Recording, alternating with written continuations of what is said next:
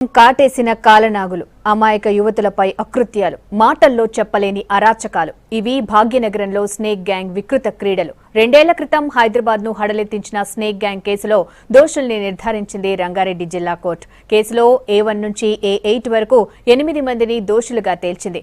A9 పై నమోదైన కేసును కొట్టివేసింది. 8 మంది దోషులకు రేపు శిక్షలు ఖరారు కానున్నాయి.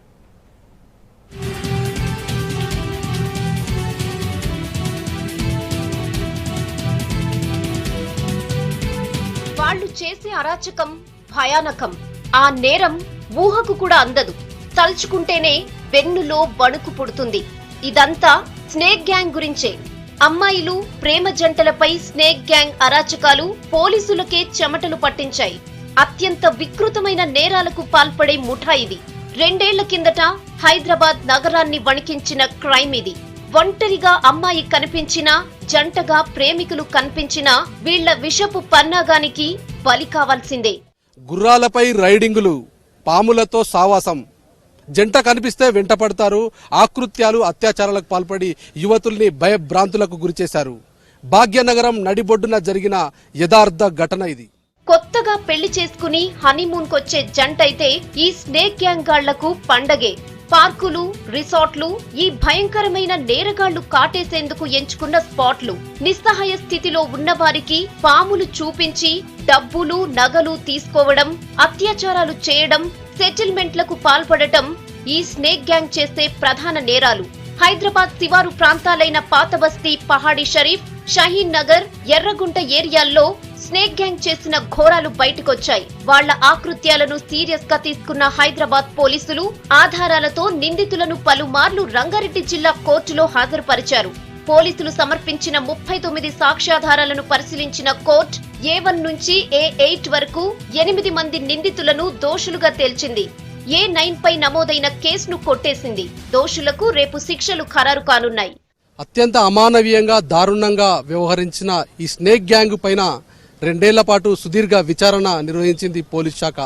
21 మంది సాక్షులు, దాంతో పాటుగా అన్ని ఆధారాలను సేకరించిన తర్వాత కోర్టులో విచారణ అనంతరం ఎట్టకేలకు రంగారెడ్డి కోర్టు శిక్ష ఖరారు చేస్తూ తీర్పునిచ్చింది. అయితే A1 నుంచి A8 వరకు శిక్ష ఖరారు చేసిన కోర్టు A9కు ఈ వ్యవహారంలో ఎలాంటి సంబంధం లేదంటూ తన పాత్రను తొలగించింది.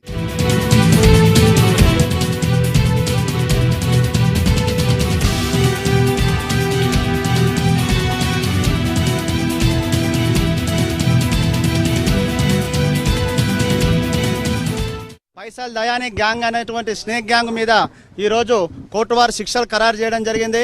వాళ్ళు A1 to 9 మంది అక్యూజులలో ఉన్నారు. ఇలా A9 ను అక్యూటల్ చేస్తూ అతని కేసు తొలగించడం జరిగింది. అదేవిధంగా A1 to A7 కు 452 IPC కింద, 395 IPC కింద, 506 IPC కింద, 323 IPC కింద శిక్షలు ఖరారు చేస్తూ, అదేవిధంగా ఏదైతే 376D గ్యాంగ్ రేప్ ఉందో దాన్ని తొలగిస్తూ 354B యాడ్ చేస్తూ వీళ్ళకి శిక్షలు ఖరారు చేయడం జరిగింది. ఈ యొక్క శిక్షల కాల పరిమితి అనేది రేపటికి కోర్టు వారు వాయిదా వేయడం జరిగింది. కత్తులు, కటర్లు, పిస్టళ్లు అంతా పాత జమానా. అందుకే ఈ నేరగాళ్లు మాత్రం తమ వెంట పాములు తెచ్చుకుంటారు. అవి చూపించి డబ్బులు తీసుకోవడం, రేప్లు చేసి వికృత ఆనందం పొందడం వీళ్ల పని. అభివృద్ధి వైపు పరుగులు తీస్తున్న భాగ్యనగరంలో ఇలాంటి ఘటనలు ప్రజలను భయపెడుతున్నాయి. పాత బస్తీని క్రైమ్ కు కేరఫ్ గా మార్చేస్తున్నాయి. అభివృద్ధిలో జెట్ స్పీడ్ తో ముందుకు దూసుకెళ్తున్న హైదరాబాద్ మహానగరంలో ఇలాంటి క్రీడలు ఎన్నో కొనసాగుతున్నాయి. మహానగరంలో భాగంగా ఉన్న పాత బస్తీ అభివృద్ధికి ఆమడ దూరంలో ఉండడమే కాదు, ఇలాంటి విషపు క్రీడలు ఎన్నో కొనసాగుతున్నాయి. స్నేక్ గ్యాంగ్ తరహాలో ఇలాంటి విషపు కోరల్ని విరిచేయాల్సిన అవసరం ఈ ఇన్సిడెంట్ చెప్పకనే చెబుతోంది.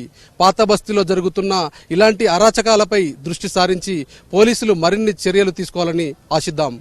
కెమెరామెన్ శ్రీకాంత్తో సంపత్, V6 న్యూస్, హైదరాబాద్.